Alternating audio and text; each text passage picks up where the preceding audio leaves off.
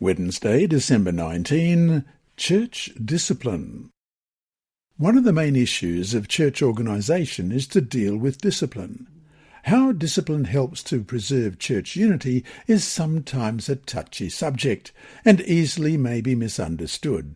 But from a biblical perspective, church discipline centres on two important areas: preserving purity of doctrine and preserving purity of church life and practice. As we already have seen, the New Testament maintains the importance of preserving the purity of biblical teaching in the wake of apostasy and false teaching, particularly at the end time. The same goes for preserving the respectability of the community by guarding against immorality, dishonesty, and depravity. For this reason, the Scripture is spoken of as profitable for doctrine, for reproof, for correction, for instruction in righteousness. 2 Timothy 3:16. Question. Read Matthew 16:19 and chapter 18, verses 15 to 20.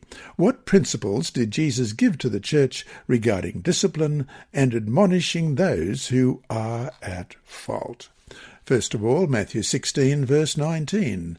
I will give you the keys of the kingdom of heaven. Whatever you bind on earth will be bound in heaven, and whatever you loose on earth will be loosed in heaven. And Matthew 18, beginning at verse 15. If your brother or sister sins, go and point out their fault, just between the two of you.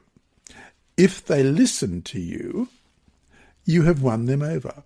But if they will not listen, take one or two others along, so that every matter may be established by the testimony of 2 or 3 witnesses. If they still refuse to listen, tell it to the church, and if they refuse to even listen to the church, treat them as you would a pagan or a tax collector. Truly, I tell you, whatever you bind on earth will be bound in heaven, and whatever you loose on earth will be loosed in heaven. Again, truly I tell you that if 2 of you on earth agree about anything they ask for, it will be done for them by my Father in heaven. For where 2 or 3 gather in my name, there am I with them.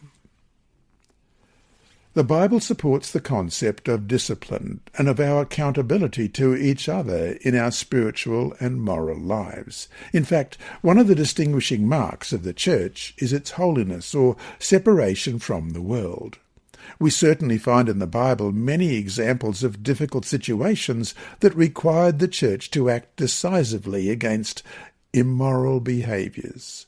Moral standards must be maintained in the church. Question. What principles do these passages teach us to follow when addressing difficult issues in the church?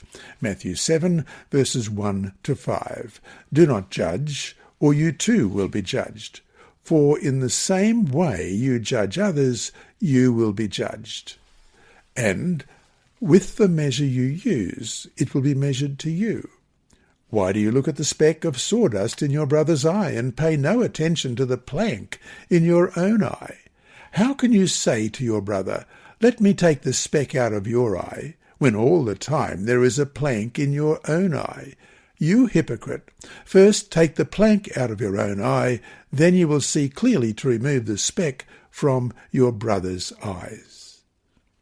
And Galatians 6, verses 1 and 2. Brothers and sisters, if someone is caught in sin, you who live by the Spirit should restore that person gently. But watch yourselves, or you also may be tempted. Carry each other's burdens, and in this way you will fulfill the law of Christ. We cannot deny the biblical teaching about the need of church discipline. We cannot be faithful to the word without it. But notice the redemptive quality in many of these admonitions. As much as possible, discipline should be redemptive. We need to remember, too, that we are all sinners and that we all need grace. Thus, when we administer discipline, we need to do it in humility and with a keen awareness of our own failings as well. And so to finish today, in our dealings with those who err, How can we learn to act with an attitude of redemption more than of punishment?